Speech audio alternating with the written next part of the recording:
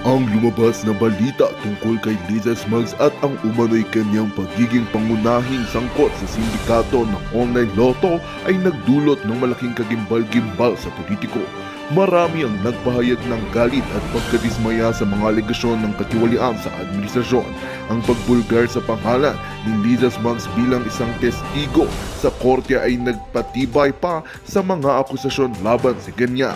Ang pangyayaring ito ay nagtulak sa masusing imbestigasyon at pagtatanong mula sa publiko upang malaman ang buong katotohanan at panagutan ang mga sangkot.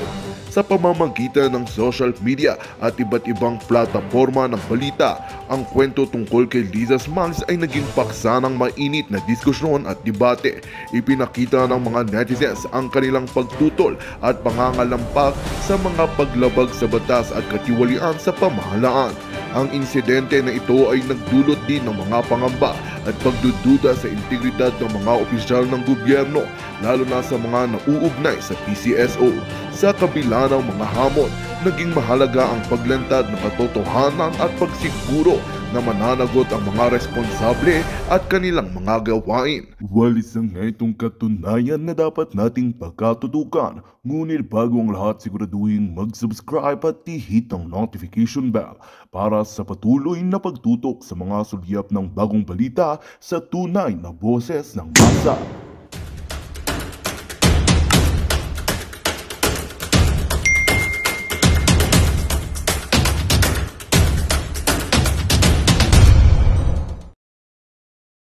Lumalabas ang pangalan na Duterte. Nawawalan sila ng taong lumalaban sa kanila. Correct. When you hear that after 6 years, you will always wonder, my God, he only had 16.5 million and this guy got 31 million. Correct. And he cannot realize the impact of such a political capital. Correct. Are you saying, Professor Malotequea, that the president right now is obviously and apparently losing the political capital to unite the country, and dahil dyan, napupunta siya doon sa mga hindi nararapat na direksyon ng pamamahala na inaasahan sa kanyang pagbibigay ng mandato ng 31 million? Are you going to that direction? Yes, Eric. Kasi who's really in control of the reins of government? Isa yan. Do you feel the president? I don't. I feel Mr. Romualdez. When you talk about PCSO, I feel the First Lady. True. So do you feel the president ruling this country seriously? Yes. So ang akin, sandali lang, hindi naman kayo nahalal. Ang nahalal namin, ang nahalal ng majority si BBM. Asan si BBM? Ayun, kasi kung si BBM lang ang sa tingin ko, kung siya ang masusunod, diretso lang. Ito ang plano natin. Checklist, check. Pag bumalik ka doon sa SONA, anong na-check? Oo, yung mga legislation, pero nai-implement ba? Yung sinasabi nilang economic provision, sandali lang. Nung panahon ni Duterte, merong amendment of the retail, amendment of the investment law, passage of the public service, 3 na para ng amendment sa saligang batas. Ini-implement nyo. Itong administration na to, merong PPP law. Iniba nila ang public-private partnership. Ini-implement nyo. Bakit hindi natin nararamdaman ang ini-implement yun? Alam mo kung bakit nagkaroon tayo ng lull sa internet connection, Brother Franco. Pero napakaganda. Pero napakaganda ng binanggit ni Mama Lou. Yeah. Sinasayang ng Pangulo ng Bansa ang napakataas na political capital and trust of the people. Sabi ni Lorena Ramos sa Holy Week, si Tamba yung ipako. Alam mo, Lorena Ramos, hindi po siya pwedeng ipako. Kasi yung pagpapakuan niya, mababali po, bibigay. Sa sobrang laki niya, Lorena Ramos, dapat sa kanya, binibitin, pati warik. That was given to him as a mandate nung 2022 elections because may dinudugtong siya bilang political analyst. Ang powers of the president are not truly exercised now, seemingly it appears, only by him, but it is shared by people or more powerful than him. At may tinumbok siya kanina, yung iskandalo sa PCSO na parang sindikato ang pagpapatakbo at ginagamit na huthutan ng pondo at ginuguyo sa sugal ang taong bayan, ay mukhang binanggit ni Professor Malotiquia, ang asawa ng presidente, lumalabas ang kanyang involvement sa sindikato na ito na online loto. Ganon din ang pinsan, ang Speaker of the House. At nakikita natin ang didma-didmahan na postura ng presidente hindi nakakatulong dito sa pagtitiwala ng taong bayan if indeed he is still the one in control of the government. Short of saying na ang tanong ngayon ng taong bayan, batay sa talakayan with Professor Malotiquia, is the president still competent and fit to govern? Or are there people or interest group operating behind him, running the affairs of the government? Ma'am Malu, pasensya ka na, we don't want to put words to your mouth. Gusto namin itanong ito sa iyo. Is the president still competent enough and fit to govern for the next years na mga tatlong taon kalahati pa ang kanyang termino, pero nakikita na ng taong bayan na ang interest of power play ang nagpapatakbo ng kanyang pamahalaan, and there is instability on the competence and trust on the president on how to govern properly on the basis of the mandate and on the direction of good governance. What is your take on that? Wala. Yes. Narinig niyo ako? Sige ma'am, go ahead, Go ahead. please. There was a lull. Well, kung sa tanong mo ka Eric, no, I would like to believe, kasi alam mo ang prinsipyo dito yung second chances eh. Very rare sa politika ang mabigyan ang isang politiko ng second chance. True. Lalo na sa sitwasyon na nangyari sa kanila na naalis sila.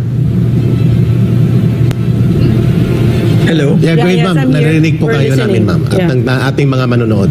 Yeah. So sa akin, hindi stable ang pamamahala. Very erratic. Very okay? Very erratic. At saka kung titingnan mo, on an issue to issue, makikita naman nyo yan. Pwede kayong mag-content analysis. Issue, anong pronouncement, ano nangyari. Ang akin, hindi pa naman huli. Pero sa tingin ko, may ilang interest na nakapaligid sa kanya na ang sense ko, hindi siya inaalaw o tinutulungan siya at ini-interpret ang gusto niya. Hindi ho kayo ang nahalal. Ang nahalal ho si Pangulong Marcos. Hindi ko alam kung anong magiging solusyon ng mga nakapaligid sa kanya. Ang perfect example niyan, yung pronouncement niya nung nanalo yung sa Taiwan. Iisipin mo, Grabe yun. ulo ba yan? Si Lorraine, alam mo yung sistema ng communications, di ba? Alam mo yung getting na nangyayari. Hindi basta-basta ang Pangulo magsasabi. Ngayon, tweet, an official pronouncement. Yun nga hindi ko maintindihan. Hindi ba dapat ang official pronouncement isasabihin mo muna at ang mga channel sa social media cascading and amplifying? Yes. Diba? Yun ang communication. You go to the to the podium and say it. Yes. That is official. And then what is tweeted, what is in the Facebook, those are channels of communication. When your channel of communication becomes the principal mouthpiece, there is definitely something wrong in presidential communication. Claro. And Professor. Another example, yung sa January 28, abay, nakakuha ako ng what do you call this, memo from one department saying everyone should be there. Meron pang order na kuha ng picture, ipost sa sarili-sarili. Is this governance? I mean, I pity the day when governance is all social media. Yes. nga. Sa Facebook. May order doon, you wear white. You wear white, you take picture, you post the picture in the official department Facebook, in your individual Facebook. Seriously. And these they're are all forcing propaganda. it. No, they're forcing it. No, it's not voluntary. No. Sa 28, Kaya, mandatory. alam mo, ang napakagaling na propagandist si Sendanya. Pero kung buhay yon, siguro medyo nagkuhan yun, nagreklamo, hoy, hindi ganyan. Ayan po mga kaibigan, no? Si Miss Malotikia, Ka Eric, tsaka si Miss Lauren Badoy. Iyan po ang kanilang mga pahayag, guys, patungkol po sa People's Initiative at kung ano-ano pa, mga samot-saring mga pahayag patungkol po sa Administrasyong Kuting na mukhang wala na po talaga. Wala na po. Budol-budol kayong lahat. Parang ganun lang yan eh. Budol-budol kayong lahat. Nabudol tayo, nabudol din sila. Mga budol-budol kayo. Ayan. Yes ma'am, Salome, magaling talaga yan si Malu magbigay ng idea, di ba? Oo, magaling talaga yan si Malu. Yan, no? Si Eduardo Gacos, good evening din sa iyo, sabi ni Salome Baksal. Vic Avila, hindi ganun kadali mag-cleansing pag-addict ang tao. BBM needs to go for rehab. Yes, rehab talaga yan. Pag isang addictos na po, rehab talaga. Elizabeth Pagsikan, hello. Vieta Galban, ayan. Giodito Loma, budol nga tama si BP Inday. Sara, go lang BP Inday. Marami nang nagmamahal sa iyo. Elizabeth Pagsikan, hi Eduardo. Eduardo Gacos, Ma'am Estrella, good evening. Florinda yon, grabe ka naman Elizabeth. Na yan, ayan. 703 likes. Kabilya ang gamiting ipako. Kabilya ni Elizabeth Pagsikan, no? Kabilya ba? Kanang kabilya din ba sa ano yan? Kabilya din ba sa Tagalog? Ang kabilya kasi guys, yun yung ginagamit sa construction pag naggagawa ng mga biga, naggagawa ng mga poste. Kabilya din ba tawag yan sa Tagalog? Baka mali lang yung diction ko. Kabelya ba yun? Kabilya. Baka mali lang ako. Ernesto Perez, ayan, Cesar Lipit. Oy, 703 likes na, sabi ni Vieta Galban, maraming salamat ha. Sa mga hindi pa nagtuslok-tuslok dyan, Becky naman, Ernesto Perez, Amerika ang nasa likod nito, Chacha, Edka ang dami ng nakaharap, lahat ng depensa sa West Philippine Sea. After McCoy goes America, ayan, nagkagulo na. Elizabeth Bagsika, kasi hindi na matatabla ng pako. Oo, no? Di natatabla ng pako eh. Ang sabi pa nga ni kanina namimigay pala ng mansanas yan si Tambaloslos pag fiesta po sa Leyte. Bakit mansanas binibigay niya? Dapat kagatin na lang niya yung mansanas tapos ituhog siya sa kawayan. Eduardo Gacos, shoutout sa iyo dyan. Oy, Eduardo Gacos, kumusta ka na dyan? Dog Chains, Vic Avila, grabe Dog Chains daw. Mauricio Luta, Hayudas Bina. Sa puno ng akasya, si Lisa sa puno ng kamatis. Di ba yun pinsan ni Judas? Mauricio Luta. Si Judas nakabitin sa kahoy yun Vieta Galban, BP Sara Duterte. Barili Garciano, napakasakit isipin, pati si Inday Sara na isahan ng mga bangag. Ted Roque, good evening Foodie, paano na kaya ang bayan natin? Tom 5717, alambre yata ang... Oo, kabilya, alambre yata, no? Ay di, ang alambre, ano lang yun Kabilya, makapal yan Lorena Ramos, kabilya ba talaga Elizabeth? Ana Lopez, gandang gabi Sir Foodinet. Salome Baksal, bakal yun sir. Oo, bakal yung kabilya Black Beauty, kabilya.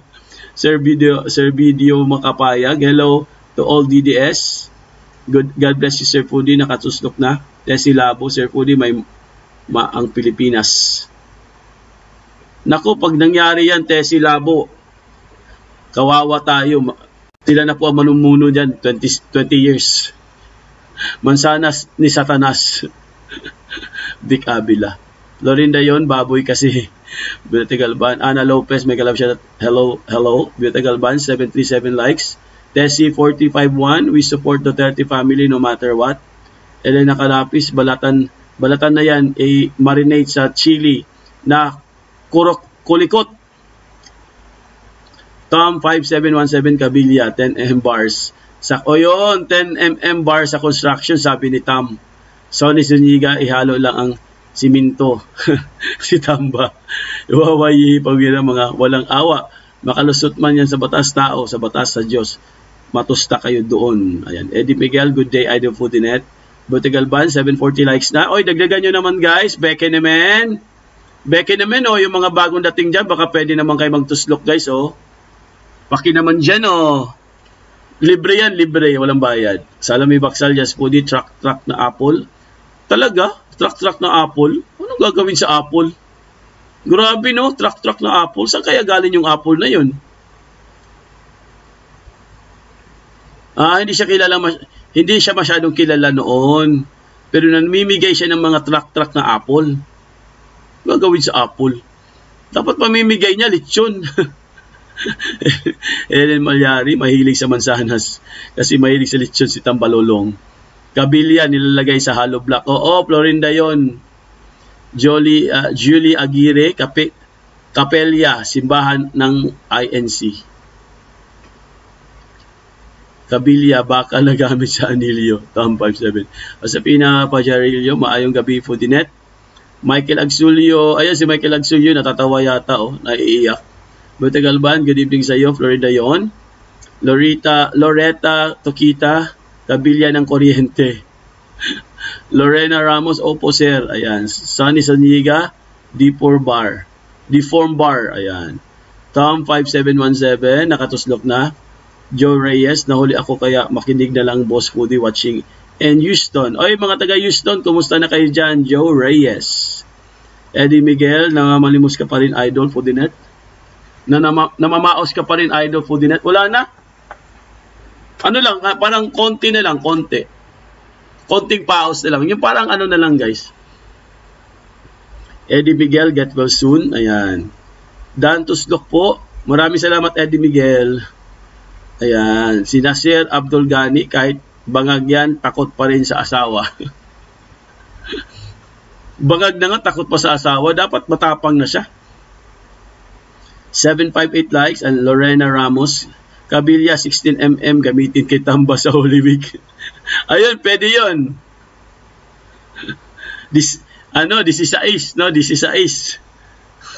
Ganyan yan sa mga construction, 16. Mary Ann Ocomen, tama, the end is near. Magagaya siya talaga kay tatay. Hindi niya nadaya sa people's power. Akala siguro niya ang hari habang buhay, komo nakaupo sa pwesto. Helen Malyarin, ngayon naniniwala mahina nilang si Bangag. Mahinang nilalang si Bangag. Oo, mahina talaga si Bangag na yan. Mga mahinang nilalang. Ayan guys, yung sa mga hindi pa po nagtuslok-tuslok dyan, yung mga bagong dating, beke naman. Yung mga nagtatago dyan, beke naman pwede kayo magtuslok.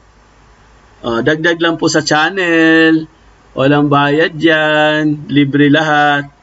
Hello, Jenchen.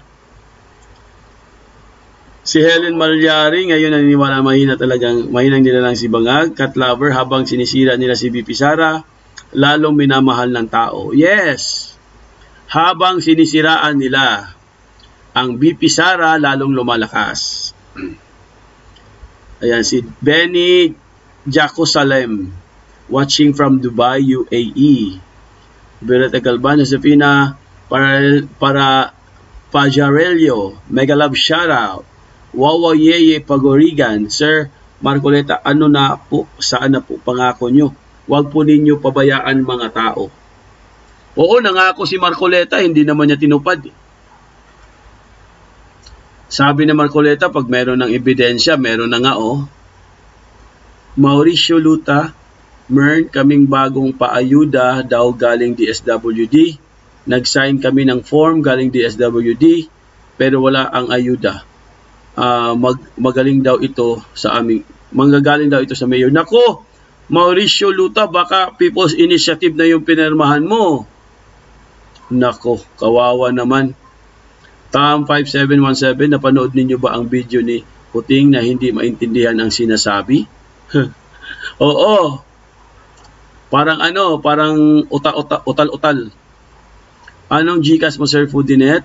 Julie Aguirre, wala po tayong GCash. Kawawa po tayo. Pasensya na po, Julie Aguirre, ha. Oo, hindi po tayo nagpapa-GCash, no. Ano lang po, no, mag-likes lang po kayo. Mag-subscribe lang kayo, guys. Mag-share lang kayong video. Masaya na po kami. Ayan.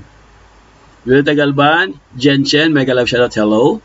Florinda yon, ibitin si Tamba gamit ang angkla. Grabe, angkla na yan, no. Josefina Gozo, good morning from California. Elizabeth Bagsikan, wala kasing respeto si Lisa sa kanyang kaya takot. Oo, walang respeto, no? Hermini A. San Juan, hello Foodinet, watching from Cambodia. Joseph Deserto M. Mr. President, PBM Jr. Nakakadismaya naman ang pananahimik o pagdedenma mo sa nangyayari, kaguluhan ngayon. Piang Lim, sana po maging maayos na ang bansang Pilipinas, sir. Helen Malyari, para sure tayo ang gamitin kay Tambalolong, yung ginagamit tubo. Yun, yung tubo sa lechon baboy. Ayun. Yan, sigurado na tayo dyan. Tessie Labo, yes sir, Foodie, OFW, we support VP Sara. Ayan. Josefina Gozo, mega love shoutout, Bete Galban. Tet Roque, meron video si Bisdak na nagtatalumpati si Bangag. Hinihingal, parang nakapulburon. Naku, pulburon naman talaga yan. Ayo, good evening po Sir Foodienet. Hello po sa lahat. Oy, si Ayo, good evening sa iyo dyan. Ohayo gozaimasu, Ayo.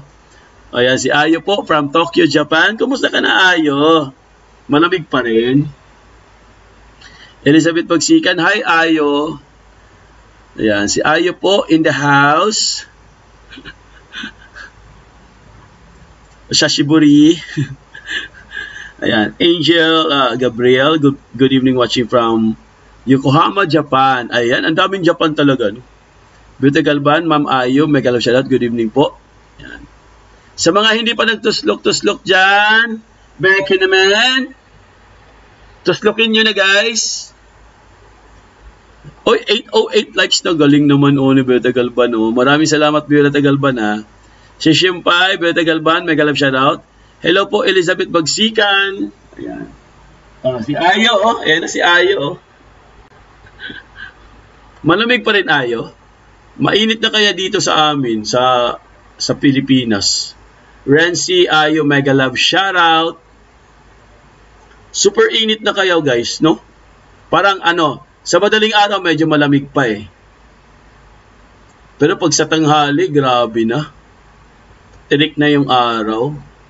Feeling ko parang papunta na po talaga sa summer, guys, kasi ang Holy Week ngayon is March. No? Yan. Lorena Ramos, Sir Foodie, ang location pala ng candle prayer sa Cebu, SRP na, sir. Oo, SRP nga, binago nga.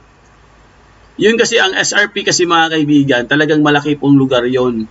Kaya kasyang-kasya po lahat doon. Shishimpay, mega love shoutout, Renzi. Renzi, mega love shoutout. Bete Galban, hello po sa inyo. Sir Video, makapayag. Bakit wala po akong nakitang nagpakulay? Inaabangan ko pa naman. Ayan. Hello, Renzi. Bete Galban, Shishimpay, mega love shoutout. Ganda gabi sa inyo. Coach Ravos, hindi na ako nanonood sa mga vlogger na bumabaliktad at tumitira kay PRRD at BP Sara, kaya subscribe na ako sa inyo ngayon. Ayan, Coach Ravos, maraming salamat. Welcome to our channel. Shishimpay, Ayo, mega love shoutout. HGZL Nail, from Sir to JR, the same pattern in turn of corruption, criminal-minded. Wawayi pagwirigan, baka nakakulong na ang isang kwarto na nakakadena kasi wala namang siyang pake sa nangyayari sa bansa. Apo President, ayan nun. Emma Navarro, sana para umalis lahat ng sakit ng lipunan. Eddie Miguel, hello Ma'am Ayo. Sonny Zuniga, gayahin nila si BP Sara, trabaho ng hindi katulad kay Hontiveros. Puro na lang marites. Angel Time Traveler, good evening Foodie. Ayan. Manuel IDO, or Ido, maginaw po pa po sa Japan. Maginaw pa rin.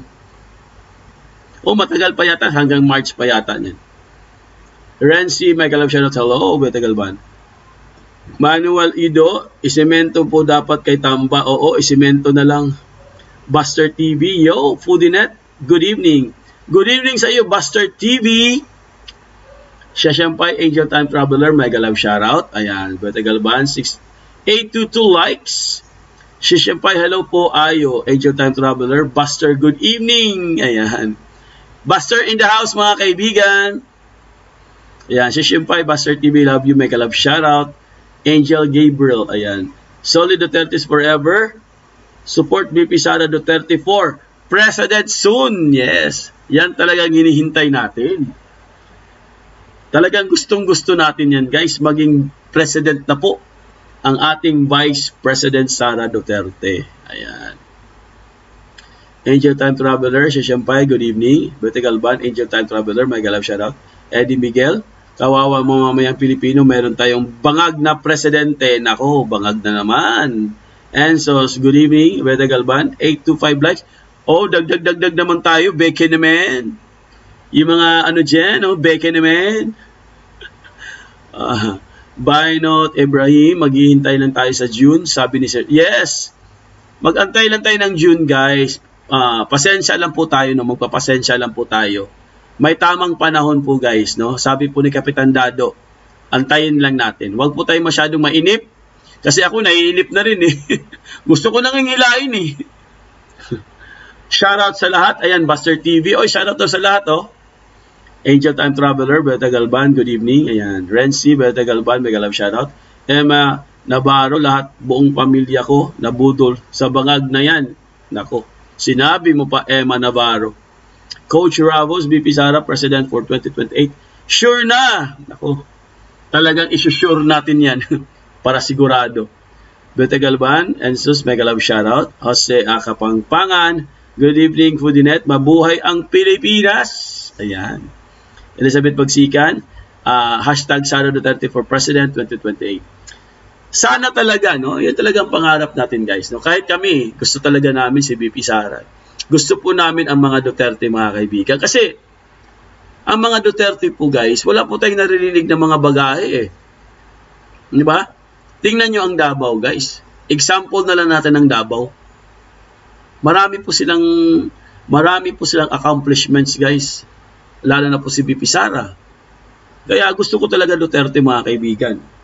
Kasi pag pumili na naman tayo ng iba, guys, sasabihin na naman natin na budol tayo. Paulit-ulit na lang. Palagi na lang nangyayari.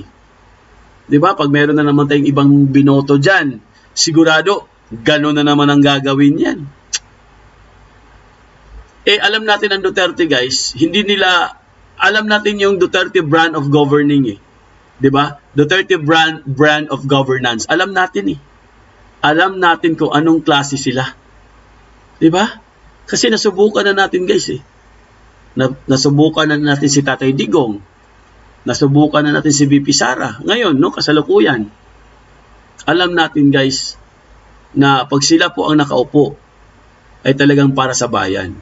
May concern po sila, guys, sa ating mga masa, no. Importante kasi dito yung mga ultra masses, eh, no. Yung sinasabi nilang ultra masses, mega ultra masses.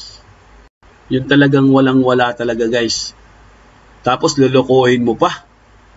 Papipirmahan mo pa ng People's Initiative na bibigyan mo lang ng 2 corn beef, 3 kilong bigas at 100. Sus Maria Joseph, kawawa naman. Eddie Miguel, sana ma-overdose na yung mga bangag. Sana nga ma-overdose na lang sila para wala na. Namaos na si Sir Pudi, kaya namaos. Michael Agsulio. Ay, nako. Tuloy-tuloy lang po tayo, mga kaibigan.